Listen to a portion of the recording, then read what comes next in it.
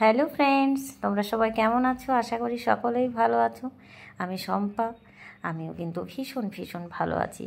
তো প্রিয় বন্ধুরা, দেখো আমি তোমাদের সঙ্গে আবারও একটি রেসিপি নিয়ে চলে এসেছি। তো তোমরা হয়তো নিশ্চয়ই গেস করতে পারছো যে আমি কি বানাতে চলেছি। তো দেখতে থাকো, আস্তে আস্তে জানতে পারবে যে আমি কি বানাতে চলেছি, আর তোমরাও গেস করতে থাকো। তো দেখো বন্ধুরা, আমি এভাবে আলুগুলো কেটে নিয়ে কিন্তু এভাবে সর্ষের তেলে অবশ্যই আমি আলুগুলোকে নেড়ে চেড়ে উল্টে পাল্টে ফ্রাই করে তুলে নেব। তারপরে ওই তেলের মধ্যে আমি দিয়ে দেব কিছুটা পরিমাণ গোটা জিরে। এখানে তোমরা কিন্তু গোটা গরম মশলা দিতে পারো, তাহলে অনেকটাই স্বাদ বেড়ে যাবে। তো অন্যদিকে এখানে আমি কিছু মশলা রেডি করে নিয়েছি। আদা, রসুন, গোটা জিরে, গোটা ধনে, কাঁচা পাকা লঙ্কা, সমস্ত রকম উপকরণ দিয়ে আমি একটা স্মুথ পেস্ট বানিয়ে নিয়েছি। তারপরে জিরেটা ভাজা হয়ে এলে আমি ওই মশলার পেস্ট অ্যাড করে দিলাম। তো তারপরে আমি একটা খুন্তির সাহায্যে মশলাটাকে এভাবে নেড়ে চেড়ে কষাতে থাকবো।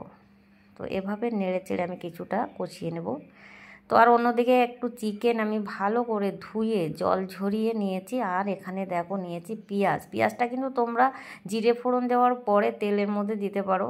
আমি দু রকমভাবেই করি। তো আজকে এভাবেই একটু করলাম, চিকেনের সঙ্গে দিয়ে দিলাম। কষাতে কষাতে কিন্তু পেঁয়াজটা গলে যাবে। তো দেখো মশলা কিন্তু আমার কষানো হয়ে এসেছে প্রায়, মানে আমি বেশি কষাবো না, আধা টাইম কষিয়ে নিয়ে চিকেন আর পেঁয়াজটা কিন্তু আমি দিয়ে দিলাম। দিয়ে এভাবে একটা খুন্তির সাহায্যে আমি নেড়ে চেড়ে কষাতে থাকবো।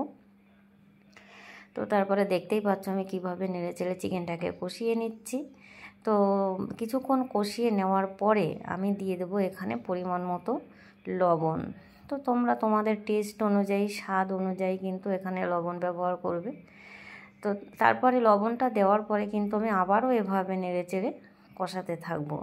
চিকেনটা যত ভালোভাবে কষানো হবে স্বাদটাও কিন্তু ততটাই বেড়ে যাবে, খেতে ততটাই সুস্বাদু হবে। তো দেখো এভাবে কিছুক্ষণ চিকেনটা আমি কষিয়ে নেওয়ার পরে আমি এবার এখানে হলুদ অ্যাড করব। প্রথমে কিন্তু আমি কোনো রকম হলুদ ব্যবহার করিনি। তো চিকেনটা প্রায় 80% কষিয়ে নেওয়ার পরে তারপরে আমি এখানে হলুদ অ্যাড করেছি। তো অন্যদিকে দেখো আমি চিকেন তো কষানোই হচ্ছে, আর অন্যদিকে যে আলু ভেজে তুলে নিয়েছিলাম তার মধ্যে একটু জল দিয়ে আমি অন্য সাইডে কিন্তু বসিয়ে দিয়েছি। এটা জলটা আমি ফুটতে দেব। তো তারপরে দেখো বন্ধুরা, এবার ফুটন্ত জলে আমি ফুটন্ত জলটা কিন্তু আমি চিকেনটা ভালোভাবে কষিয়ে নেওয়ার পরে অ্যাড করে দিয়েছি। সেটা তোমাদের দেখাতে পারলাম না, যেহেতু এক হাতে ফোনে ভিডিও বানাচ্ছিলাম। তো এবার দেখো এরকম আমি গ্যাসের ফ্লেমটাকে হাইতে রেখে আমি একটু ফুটিয়ে নেব।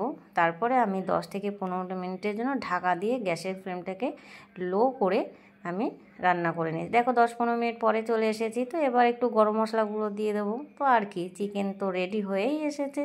গরম মশলা গুঁড়ো আর তোমরা চাইলে একটু ধনেপাতা কুচি দিয়ে নামিয়ে নিতে পারো।